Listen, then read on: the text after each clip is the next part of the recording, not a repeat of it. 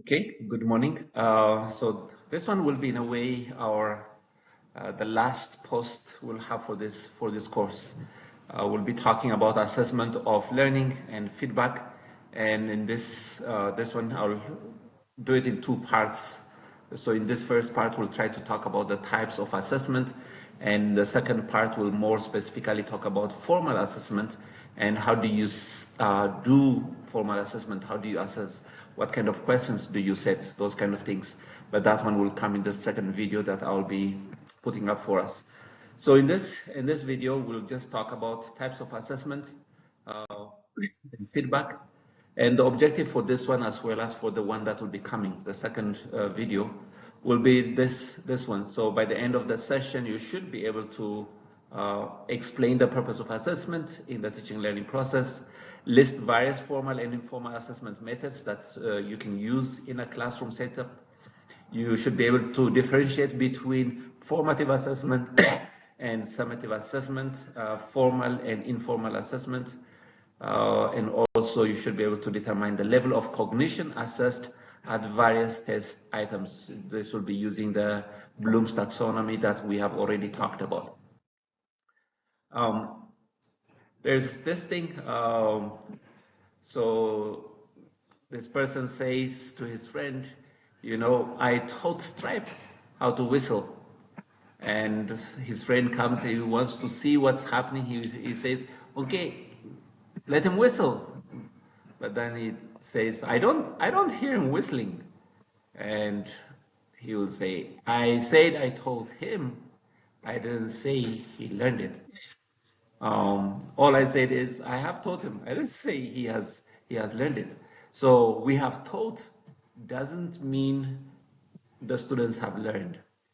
And therefore, when we say we have taught, based on everything that we have been talking about, it should involve the students learning. Just the fact that we have done something doesn't mean we have actually taught. There must be something that happens in the students. So teaching is about the students, it's not about who you are or what you do. And so when you say you have taught, then you should have a way of assessing whether the students have learned or not. In this case, the dog needed to whistle and they listened if he whistled, but there was no whistling. Okay? So classroom assessment, what is it? Classroom assessment is the process of collecting, synthesizing, and interpreting information. So you collect data and then you synthesize the data from the students, from the different assessment, and then you make your interpretation. Okay, what happened? How much learning has been happening? All of that. So to make that assessment at the end of it, that interpretations of it, you need to be able to collect your data, you need to be able to synthesize the data that you gather from the students and make sense of it. It is a continuous process that helps teachers make decisions about the classroom management, about their instructions, about the students. So when you make decisions, assessments, decisions, it has to do with not just the students, it also has to do with the classroom management itself, the instructional procedure, and of course the students. So there are all these different aspects that you will be assessing because all of them will contribute to the students' learning. Assessment may be formal or informal. It could be formative or summative. So formal, informal, or formative and summative. So informal assessment. So we say this could be formal or it could be informal. Informal assessment, what is it? So during instruction, the teacher is constantly observing students and the classroom, the mood in the classroom for clues about the learning that is taking place. So you will be looking in your classroom, hopefully, if you're a good teacher and one who cares for your students, you should be constantly looking around at the students, looking who's sleeping and who's awake, who's attentive, who's tired, who might be struggling following with your teaching. All of those things you should be constantly observing. Okay? Students convey their understanding and interest level through facial expressions, body language, and engagement in the class. So how can you see the students' level of interest in the classroom? You will be able to see it on their faces. You know those strange faces that sometimes your students show you? Okay, those faces will tell you, okay, all those facial expressions, they will tell you to what extent the students are interested. The body language, the way they sit, you know, all those different body languages, they also communicate interest, and engagement also shows the way they ask questions. The reason they ask questions is because they're interested, otherwise they don't. Of course, there are some students who may ask questions for causing trouble, okay? There are those, sometimes you have those ones in the classroom, okay?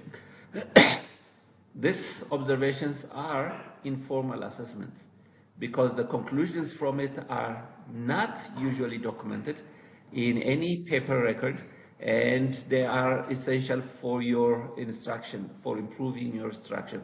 So they are called informal, and the reason it is because it's not going to be recorded and it doesn't necessarily go into their grades, but they are the ones that you will be using to improve your educational process, the way you will be your teaching. So informal assessment occurs primarily through observation.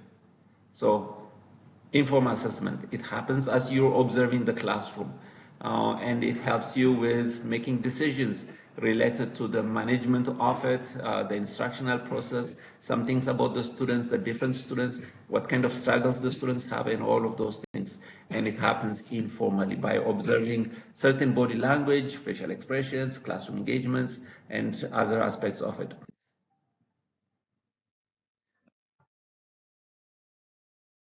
The teacher uses The teacher uses these observations to make changes in the planned lesson or activities as necessary. So once you do the observations, once you see those things, it helps you to make adjustments to the classroom. Maybe this is not working, the students are not being attentive. Okay, the students are not showing interest. When you see those kind of things, then you'll probably make a decision, okay, let me change. A good teacher will be able to do that. When the students are not paying attention in the classroom and you observe that, then you adjust, you change right away, right there, so that the students are engaged. And you can do different things. You can sometimes tell a story, sometimes ask questions, or get them in pairs and say, can we talk about this one? What do you think is the relevance for this? So you can come up with different ways to get the students engaged. So as a result of your informal assessment, you make adjustment to the way you're teaching. Teachers also observe student behavior and make judgments about attitude, and also to recognize problems the students may be facing, learning disability, social or personal problems. So you can, by observing, you can make judgments about attitudes of the students, but primarily you look at, okay, are they struggling? Are there issues they are struggling with? Is there certain social problems that they have? Do they feel unaccepted? Do they feel like the environment you've created is not safe for them? Do they have a personal problem? Are they coming to class with a struggle at home, with a struggle in their workplaces?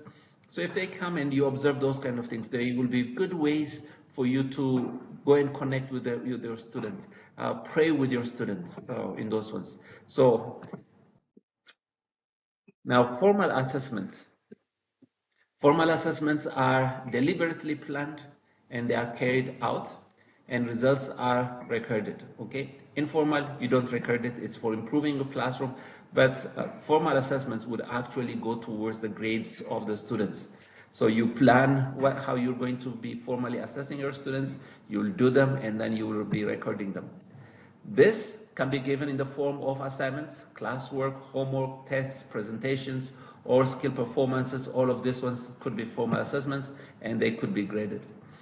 They can be used to evaluate the students' progress over time and discuss the progress with parents and the students, maybe other teachers. So as you're doing these assessments, sometimes you see a student struggling. You can use that one to talk to another student, another teacher. I have this student in my classroom. I believe you have him as well. How's he doing? In my class, he's not like this. So it helps you to talk about it with other students. but it helps you to see the progress of the student, especially when you talk about the formal assessments. We'll talk what that means in a minute. Formal assessments may be summative or formative, and often a grade is assigned for each of them. So assessment, informal, formal. Formal assessments can be divided into two, and they can be formative and summative assessments. This is the formal assessment. Okay, so formal assessments can be formative or summative. And often a grade is assigned for each of these assessments.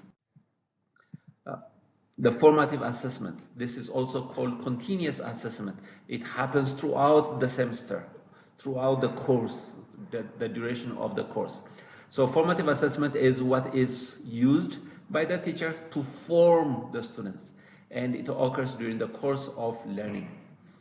They give opportunities for the students to practice and develop the desired skill or the knowledge. Grades may or may not be assigned, but it is formative. It is an assessment. It is something that you give the students. You'll be able to assess, to see the progress, to see to what extent the students are being formed by the things they are learning. So it's given over time and it's forming them. You'll be assessing them. You'll be getting the students to do something. In some cases, you give them grades, but you may not give them grades. So assessing doesn't necessarily mean you have to give grades. You assess to see how the student is performing. With some of them, you give grades. With some of them, you may not necessarily be giving grades. Examples may be asking questions in a classroom. So I will ask, okay, Sami, what do you think of this one? Or you keep doing that and you check each of the students. Hero, what did you feel about this one? And Dasha, did you, okay? All of these ones, you see to what extent the students are understanding it. So you will be pointing that out, you'll be addressing the students, you'll ask the students to respond to it, and you'll be able to see how much the students are understanding. So classroom questions, quiz you give, group work, class work or homework, practice presentations in the class, simulation exercises, all of these ones are formative assessments. The teacher can also use formative assessments to redesign learning activities to better fit the needs of the students. When you see from the assessments, when you see the students are not necessarily learning, they're not being formed, they're not improving or growing through it, or if they are not getting it, then that will help you to redesign the way you're doing your classroom.